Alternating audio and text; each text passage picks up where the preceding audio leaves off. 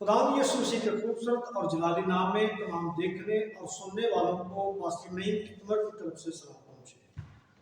مسیح یسوع میں میرے عزیز بہنوں، بھائیوں، بزرگوں، بچوں، پچھلی ویڈیو میں ہم نے انسان کی روح فانی یا غیر فانی ہے اس پر بات کی تھی، اور آج ہم انسانی روح، جان یا دم کے لیے اس کی وضاحتی مثالوں پر بات کریں گے کہ کیا سچ مچ انسان کی روح یا جان یا زندگی کا دم ایک ہی چیز ہے۔ اس کی وضاحتی مثالوں پر ہم بات کریں گے۔ اس سے پہلے کہ ہم انسانی روح، جان یا زندگی کے دم کی وضاحتی مثالوں کو پیش کریں، آپ اگر ہمارے چینل پر نئے ہیں اور آپ بائبل مقدس اور جنرل نالج کے دلچسپ بابرکت ٹاپک پر مختصر وقت الفاظ میں سننا، سیکھنا، جاننا چاہتے ہیں تو سب سے پہلے ہمارے چینل کو سبسکرائب کریں، بیل آئیکن کو ضرور پریس کریں تاکہ آنے والی ویڈیو کی اپڈیٹ آپ کو ملتی رہے۔ اور میرا ایمان ہے چینل کو سبسکرائب کرنا آپ کے لیے برکت کا، خوشی کا، علم میں ترقی کا، سوچ میں تبدیلی کا باعث ہو۔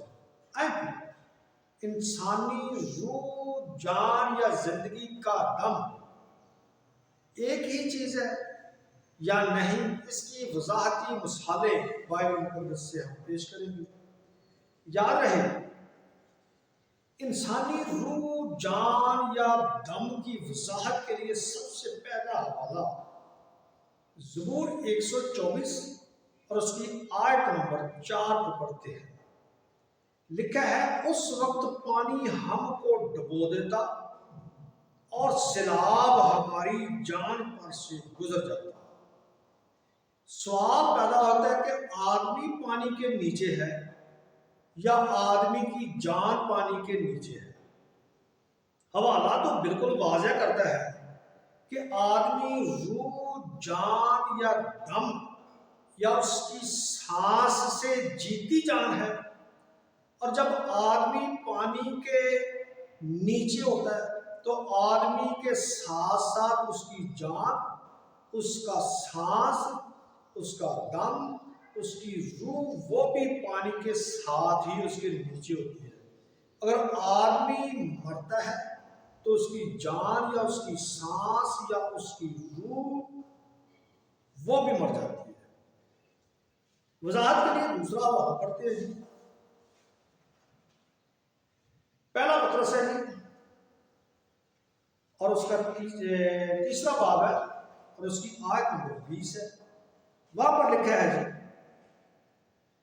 جو اس اگلے زمانہ میں نافرمان تھی، جب خدا نوح کے وقت میں تحمل کر کے ٹھہرا رہا تھا اور وہ کشتی تیار ہو رہی تھی جس پر سوار ہو کر تھوڑے سے آدمی یعنی 8 جانیں بچی۔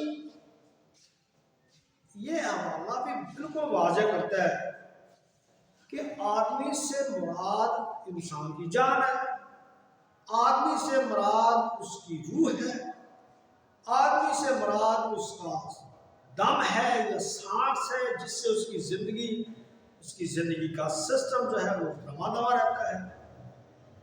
اور پانی کے وسیلہ سے 8 جانیں بچی، پانی کے وسیلہ سے ہی تمام جانیں ہلاک ہوئی، تمام جانیں مر گئی، تمام روحیں مر گئی، تمام انسان جو ہے وہ تمام جاندار جن میں زندگی کا دم تھا، جن کی زندگی میں روح رما رکھنے والی چیزیں تھیں، وہ ساری کی ساری مر گئی۔ اور وضاحت کے لیے ہم تیسرا حوالہ اعمال کی کتاب میں سے پڑھتے ہیں۔ اعمال کی کتاب اس کا 27واں باب آیت نمبر 10 ہے۔ وہاں پر لکھا ہے کہ اے صاحبو، مجھے معلوم ہوتا ہے اس سفر میں تکلیف اور بہت نقصان ہوگا، نہ صرف مال اور جہاز کا بلکہ ہماری جانوں کا بھی نقصان ہوگا۔ ٹھیک ہے جی۔ اس کے بعد اس کی وضاحت کے لیے مزید 37ویں آیت کو پڑھتے ہیں۔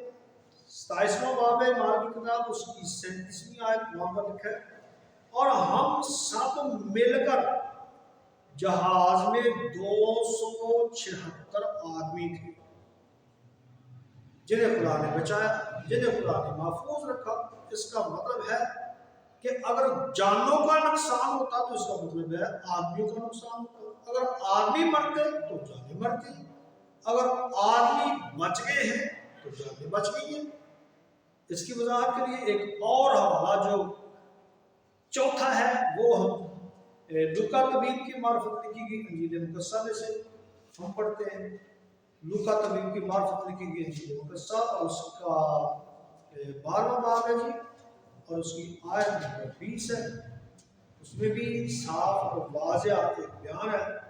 خدا کہتا ہے نادان سے، دولت مند نادان بیوقوف سے کہتا ہے، مگر خدا نے اس سے کہا اے نادان، اسی رات تیری جان تجھ سے طلب کر لی جائے گی، پر جو کچھ تو نے تیار کیا ہے وہ کس کا ہو؟ کیونکہ خدا جان طلب کر رہا ہے، اس حوالہ میں روح کو طلب نہیں کر رہا، لیکن حقیقت میں روح کا یا جان کا یا زندگی کے دم کا مطلب ایک ہی ہے۔ اگر خدا جان لے رہا ہے تو اس کا مطلب ہے کہ روح لے رہا ہے، اگر خدا دم کو واپس لیتا ہے تو خدا اس کا مطلب ہے کہ انسان کی جان کو یا اس کے دم کو ہی واپس لیتا ہے، یا اگر خدا کسی چیز کو، روح کو، جان کو یا دم کو بریک کرتا ہے تو اس کا مطلب ہے کہ سارے کے سارے انسان کو، اس سسٹم کو ہی بریک کرتا ہے۔ ٹھیک ہے جی، وضاحت کے لیے 5واں حوالہ پڑھتے ہیں جی، پیدائش کی کتاب 35واں باب آیت نمبر 18۔ اس میں بھی ایک صاف اور واضح بڑا خوبصورتی کے ساتھ بیان یہاں پر بھی موجود ہے۔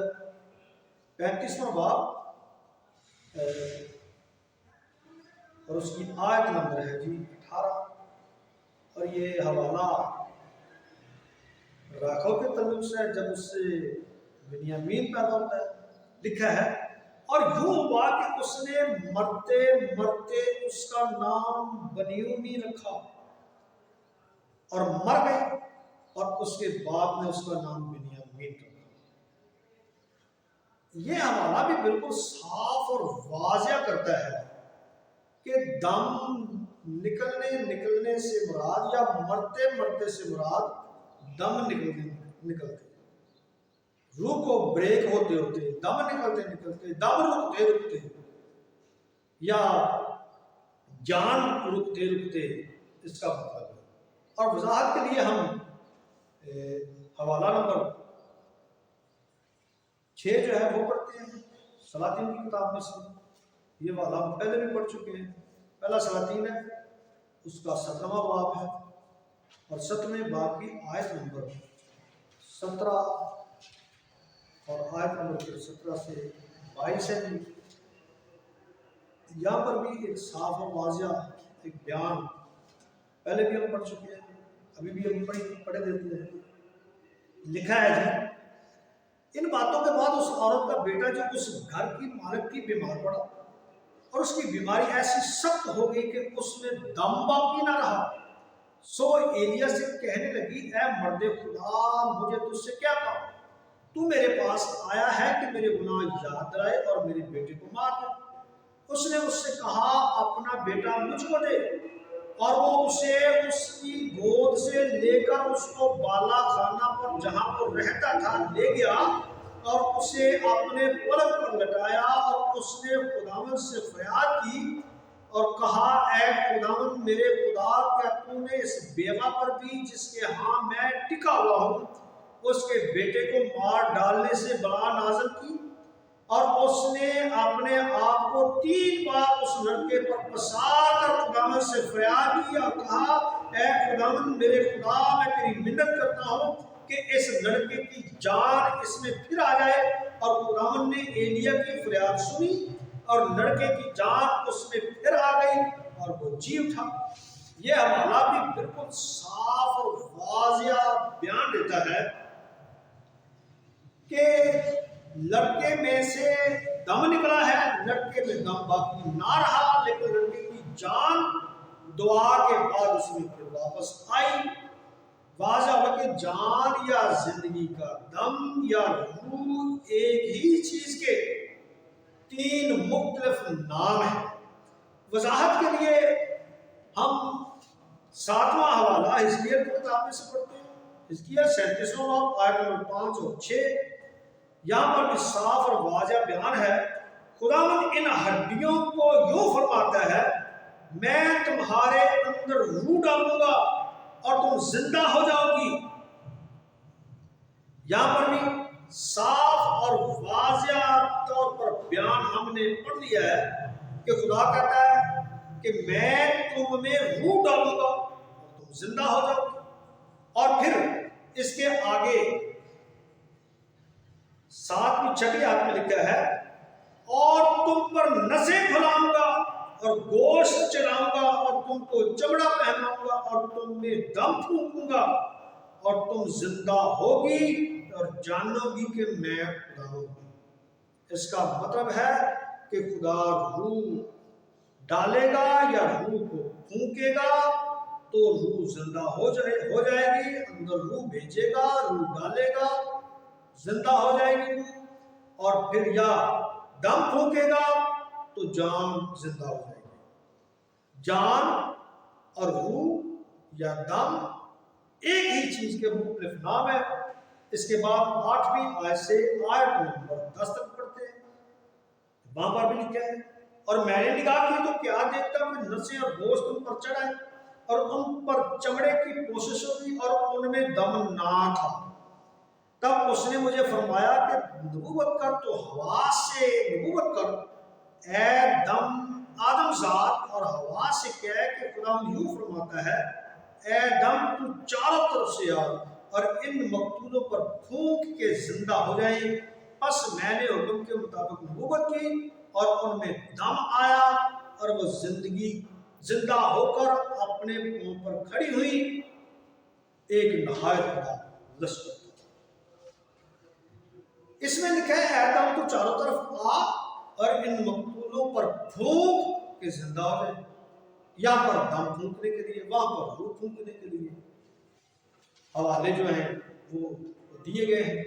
لیکن لکھا ہے کہ حکم کے مطابق نبوت کی گئی اور ان میں دم واپس آیا اور وہ زندہ ہو گئے اور وہ اپنے پاؤں پر کھڑے ہوئے. حزقیل 37ویں باب کے مطابق روح دم ایک ہی چیز کے دو الگ الگ نام. وضاحت کے لیے نامہ حوالہ استثنا کی کتاب اور اس کا 11واں باب اور اس کی آیت نمبر 18 ہے. استثنا کی کتاب اور اس کا 18واں باب اور اس کی آیت نمبر 18. یہاں پر بھی صاف اور واضح مرکوب ہے اس لیے میری ان باتوں کو تم اپنے دل اور اپنی جان میں محفوظ رکھنا اور نشان کے طور پر ان کو اپنے ہاتھوں پر باندھنا اور وہ تمہاری پیشانی پر ٹیکوں کی ماننا. اس کے ساتھ ہم زبور 103 کو پڑھتے ہیں. زبور 103 میں بھی صاف اور واضح طور پر بیان ہے. یہاں پر زبور نویس کہتا ہے کہ اے میری جان خداوند کو مبارک ہے اور اس کی کسی نعمت کو فراموش نہ کر. یہاں پر بھی جان کا لفظ استعمال آ رہے ہیں. ان حوالوں سے واضح ہوتا ہے کہ جان کا مطلب دل و دماغ بھی ہے. وضاحت کے لیے 10واں حوالہ احبار کی کتاب 21واں باب آیت نمبر 11. یہاں پر بھی ایک صاف اور واضح حوالہ جو ہے یہاں پر دیا گیا ہے اور یہ بڑا مؤثر حوالہ ہے. یہ بھی احبار کی کتاب 21واں باب اور اس کی آیت نمبر 11 ہے. یہاں پر لکھا ہے وہ کسی مردہ کے پاس نہ جائے اور نہ اپنے باپ یا ماں کی خاطر اپنے آپ کو نجس کرے. یہاں مردہ سے مراد مردہ جان ہے. یہاں مردہ سے مراد مردہ بدن ہے. یہاں مردہ سے مراد مردہ دم ہے. اور یہی لفظ مردہ بدنوں کے لیے مکاشفہ 20ویں باب کی آیت نمبر 4 اور 5 میں استعمال ہوا ہے. یہ حوالہ بھی پڑھ لیتے ہیں. मुकाशवा की किताब और उसका 20वां बाब और आयत नंबर 4 और 5 है। यहां पर लिखा है जी, फिर मैंने तख्त देखे और लोग उन पर बैठ गए और अदालत उनकी सुपुर्द की गई और उनकी रूहों को भी देखा जिनके सर यस्सु की गवाही देने और खुदा के कलाम के सबब से काटे गए थे, और जिन्होंने न उस हैवान की परस्तिश की थी, न उसके बुत की, और न उसकी छाप अपने माथे और हाथों पर ली थी, वो जिंदा होकर 1000 बरस तक मसीह के साथ बादशाही करते रहे। यहां पर भी साफ और वाज़ह 5वीं आयत को भी पढ़ते हैं, लिखा है, मुबारक और मुकद्दस वो है जो पहली क़यामत में शरीक हो। ऐसों पर दूसरी मौत का कुछ इख्तियार नहीं, बल्कि वो खुदा और मसीह के कायम होंगे और उसके साथ 1000 बरस तक बादशाही करेंगे। यहाँ पर भी रूहों का जिक्र है कि यहाँ पर उन रूहों को देखा गया है जिनके सर यीशु मसीह की गवाही के सबब से काटे गए हैं। इसका मतलब है ये सारे के सारे हवाले इस बात को बिल्कुल वाज़ह और क्लियर कर देते हैं कि रूह या जान या दम एक ही चीज़ के 3 मुख्तलिफ नाम है।